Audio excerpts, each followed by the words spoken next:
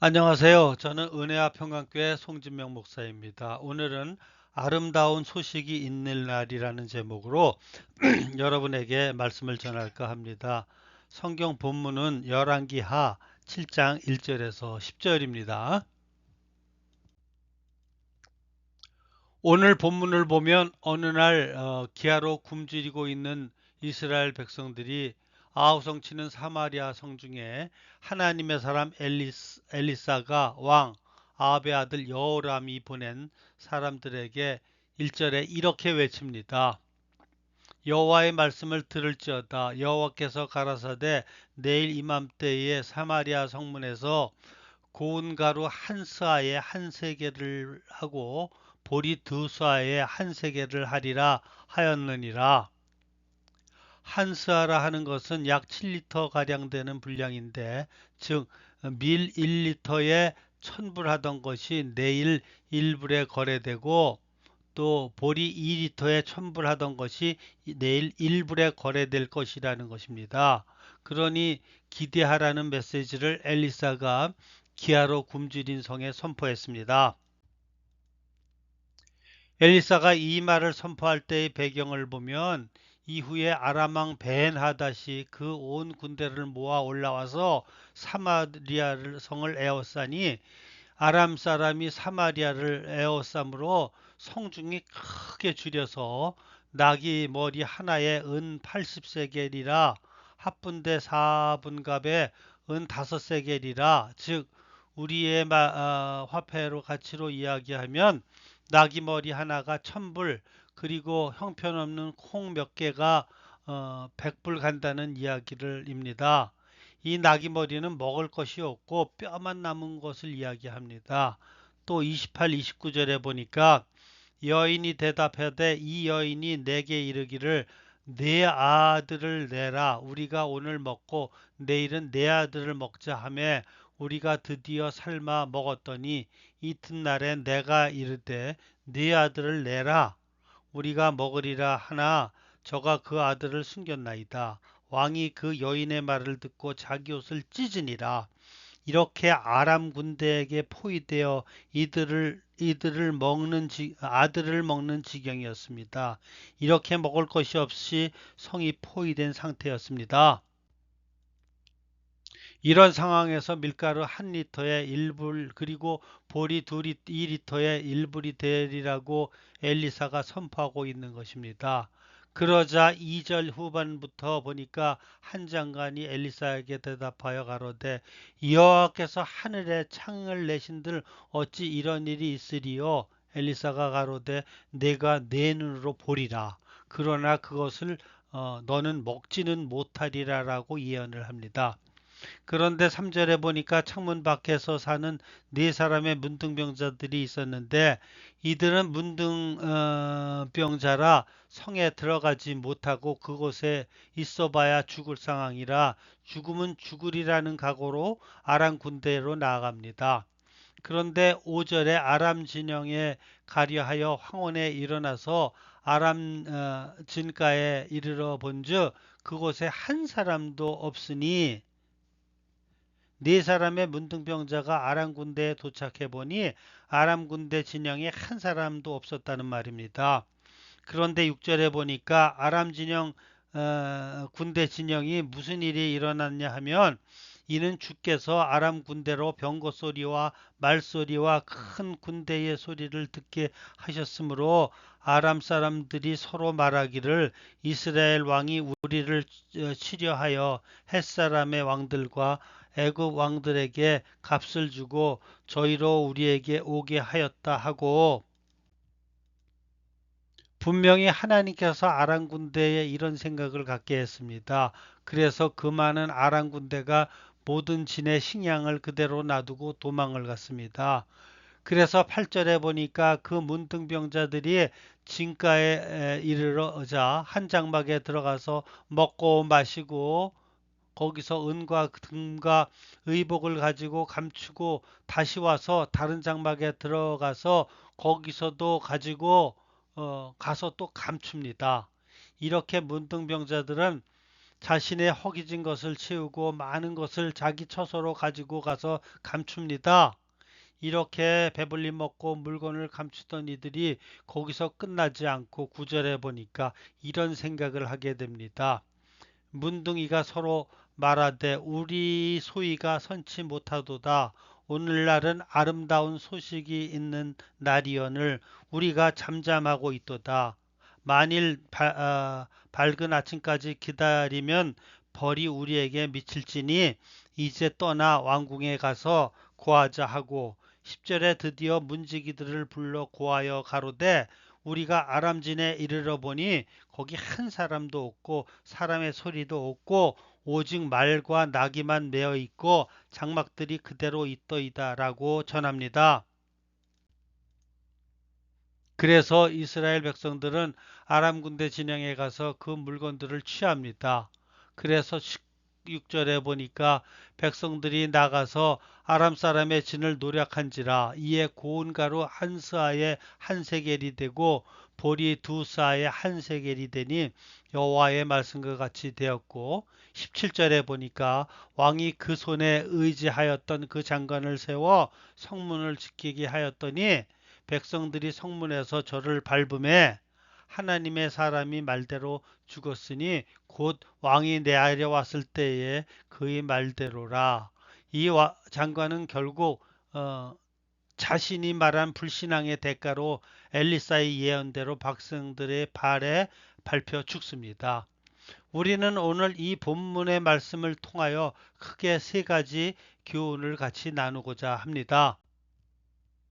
우리는 늘 첫 번째, 하나님의 은혜 가운데 살아가고 있다는 것입니다.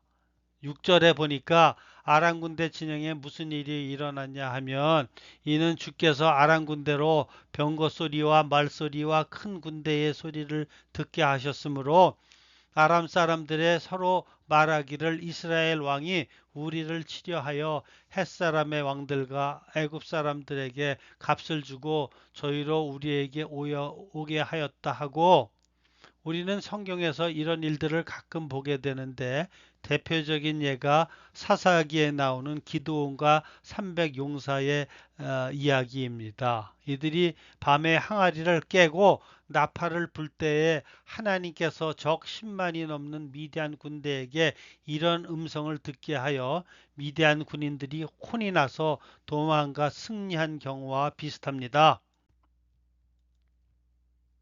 오늘 본문 6절에 보니까 분명히 하나님께서 아람 군대에 이런 생각을 갖게 했습니다. 그래서 그 많은 아람 군대가 모든 진의 식량을 그대로 놔두고 도망을 갔습니다. 아마 본문 내용으로 추측해 보면 하나님은 이스라엘 백성들의 기근과 엘리사의 기도를 들으시고 엘리사에게 말하여 이스라엘 백성들에게 은혜를 내려 주셨습니다. 우리도 세상을 살다 보면 우리가 알게 모르게 우리의 생각과 행동과는 관계없이 주님께서 우리를 보호해 주신 경우를 믿는 사람들은 경험을 하셨을 것입니다. 특히 엘리사와 같이 우리가 기도를 했을 때 주님은 우리의 기도를 들으시고 주님의 자식들에게 은혜를 내려 주시고 보호해 주신다는 것입니다. 이것은 이스라엘 백성이 능력이 있고 잘나서가 아니라 하나님께서 이스라엘 백성들에게 은혜를 내려 주셔서 애국 군대가 자신들을 치러 온다는 큰 소리를 듣게 하셔서 아람 군대가 도망가게 되고 하나님의 은혜로 이스라엘의 기근에서 헤어날 수 있었습니다. 한번 이 사실을 우리나라와 우리 자신에게 적용해 보겠습니다. 우리나라가 지금 이렇게 잘 살게 된 것이 우리가 잘나서입니까? 아니면 하나님의 은혜입니까? 우리나라가 일본으로부터 해방된 것도 독립투사들이 능력이 있어서가 아니라 미국이 일본을 이긴 결과입니다. 즉, 우리의 의지와는 관계없이 하나님의 은혜입니다. 또 북한이 러시아와 함께 남한을 침략했을 때도 미군과 유엔 연합군이 우리를 돕지 않았다면 지금 남한은 없었을 것입니다. 이것은 우리나라가 남의 나라의 신세를 진 것이요 하나님의 은혜입니다. 이렇게 우리는 다른 좋지 않은 결과를 가질 수 있었는데 우리나라 애국가대로 하나님이 보호하사 우리나라 만세가 되었던 것입니다. 우리나라는 과거 5천년 동안 하나님을 모르다가 1900년경에 외국의 선교사들이 들어와서 순교하면서부터 하나님을 알게 되고 한국교회가 부흥하게 되었습니다. 우리나라는 그 당시 대영군의 세국 정책과 기독교 핍박 정책으로 많은 교인들이 많이 죽어갔습니다. 그러나 한국교회의 부흥을 생각해 보면 우리가 잘나서 한국교회들이 부흥했습니까? 아니면 하나님께서 은혜를 부어 주셨습니까? 저는 이 모든 것이 하나님의 은혜인 줄 믿습니다. 왜냐하면 스리랑카 같은 나라는 200년 동안이나 선교 역사가 있는데도 그렇게 많은 부흥이 없었기 때문입니다. 그래서 우리가 예수님 만나 믿음 생활 잘하는 것이 우리의 노력입니까? 아니면 하나님의 은혜입니까? 저는 이것도 하나님의 은혜인 줄 믿습니다. 왜냐하면 저보다 훨씬 잘난 사람들도 많은데 주님께서는 저를 구원해 주셨기 때문입니다. 그리고 우리 각자도 다른 사람들의 전도와 기도를 통하여 예수님을 믿고 구원받게 되었습니다. 우리는 하나님의 은혜로 구원받고 믿음 생활을 잘하고 늘 기쁨과 평강이 넘치는 삶을 살아가고 있다는 것입니다. 믿으십니까? 아멘. 그러므로 우리는 주님께서 지금까지 우리나라와 우리에게 부어주신 은혜에 감사하고 우리에게 아름다운 소식이 있는 날을 주신 주님께 감사하며 살아가는 여러분 되시기를 예수님의 이름으로 축원합니다. 두 번째, 우리도 이 문둥병자처럼 아름다운 소식을 나누어야 한다는 것입니다. 9절입니다. 우리는 이 성경의 이야기에 이 문둥병자들은 처음에는 한참 동안 먹고 마시고 많은 물질을 감추었습니다. 그런데 그들이 먹고 마시는 동안 저 성 안에 수많은 동족들이 굶어 죽어가고 있는 것을 생각하게 됩니다. 그래서 9절에 보니까 우리의 소위가 선치 못하도다. 오늘날은 아름다운 소식이 있는 날이언을 우리가 잠잠하고 있도다. 지금 저 성중에는 한 톨의 쌀도 없어, 한 톨의 보리가 없어 죽어가고 있는데 나만 이렇게 잘 먹고 있다. 우리가 이렇게 이웃을 등지고 외면하는 행동을 하면 벌을 받게 될 것이다. 그래서 이 아름다운 소식을 동족에게 전합니다. 우리는 어떻습니까?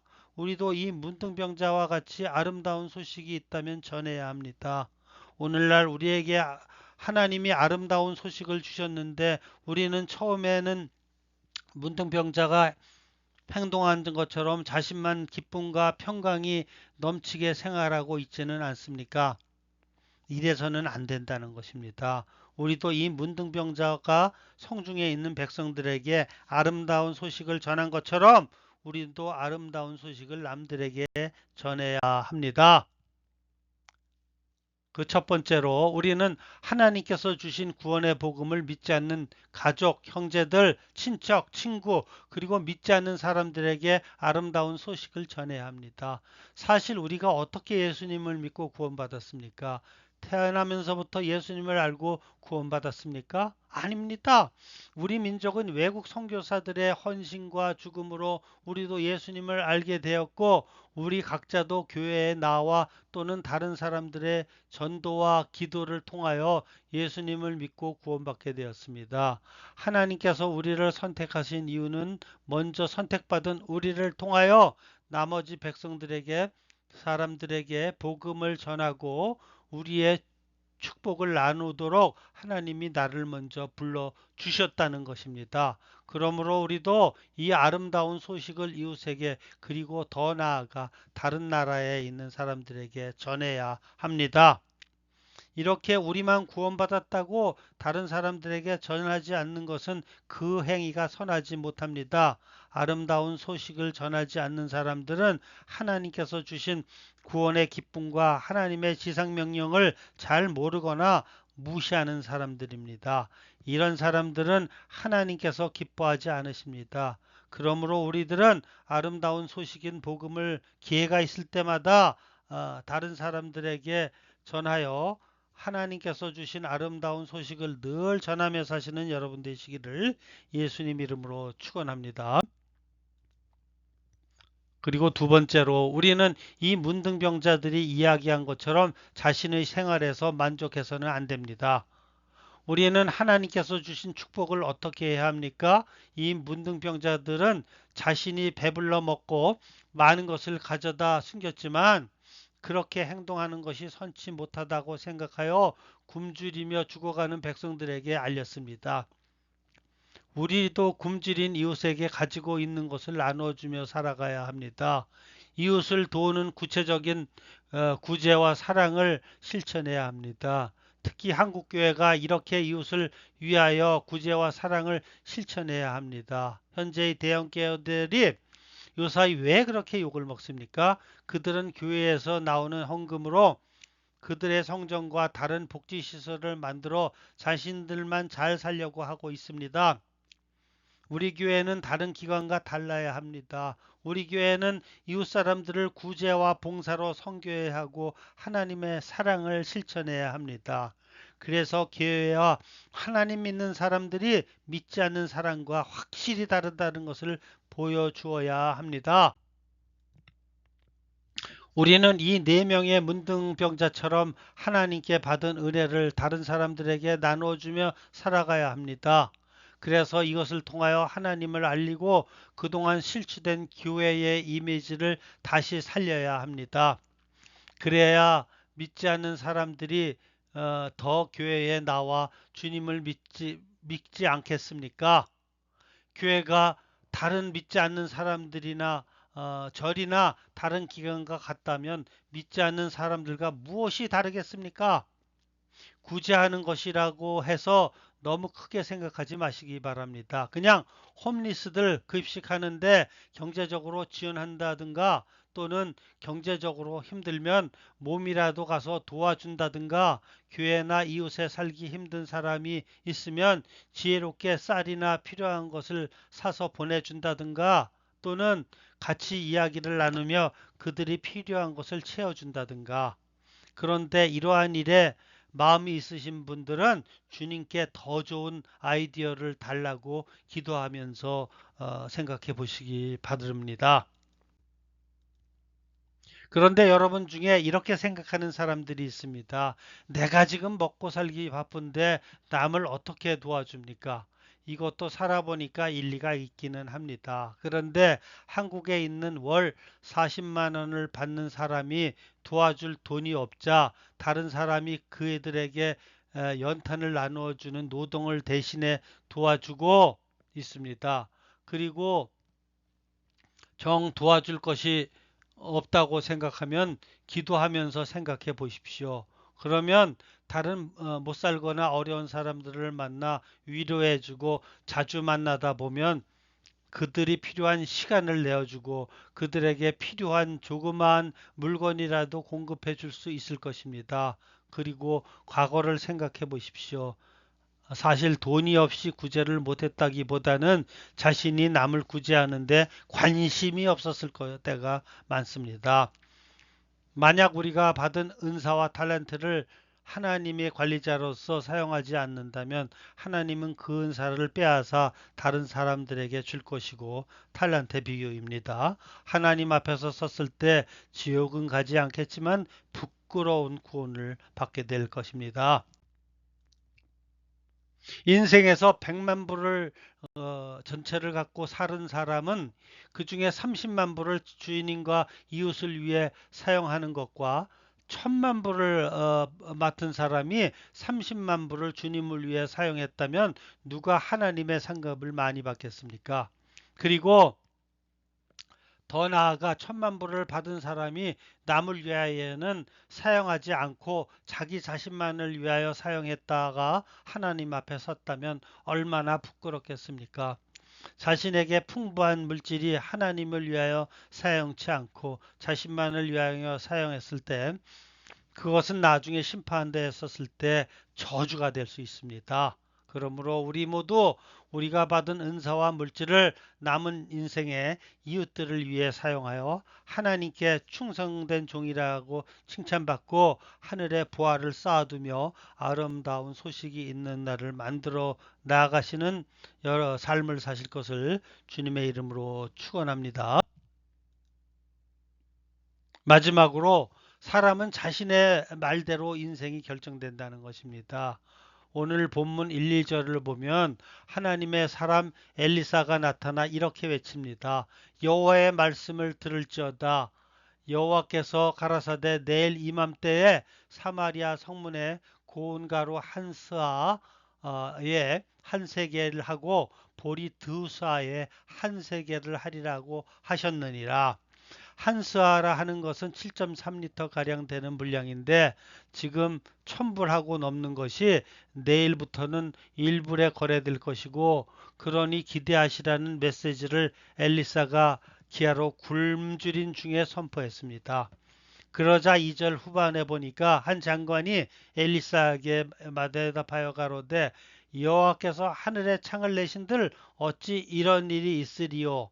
엘리사가 가로되 내가 내 눈으로 보리라. 그러나 그것을 먹지는 못하리라 라고 예언을 합니다. 그리고 왕은 문둥병자들의 말을 듣고 사람을 보내 몰래 아람 군대 진영을 정탐하게 합니다. 그런데 이게 웬일입니까? 아람 진영에는 군대는 다 도망가고 의복과 군대 물건들이 가득히 있었습니다. 그래서 백성들이 아람 군대의 진영에 가서 물건들을 노략질했습니다. 그리고 엘리사의 말대로 고운 가루 한 리터에 첨불하던 것이 1불이 되었습니다. 그리고 보리 2리터에 첨불하던 것이 1불이 되었습니다. 이렇게 여호와의 말씀과 같이 되었고 17절에 보니까 왕이 그 손에 의지하였던 그 장관을 세워 성문을 지키게 하였더니 백성들이 성문에서 저를 밟음에 하나님의 사람이 말한 대로 죽었으니 곧 왕이 내려왔을 때에 그의 한 말대로 그 장관은 결국 자신이 말한 불신앙대로 그 대가를 받았습니다.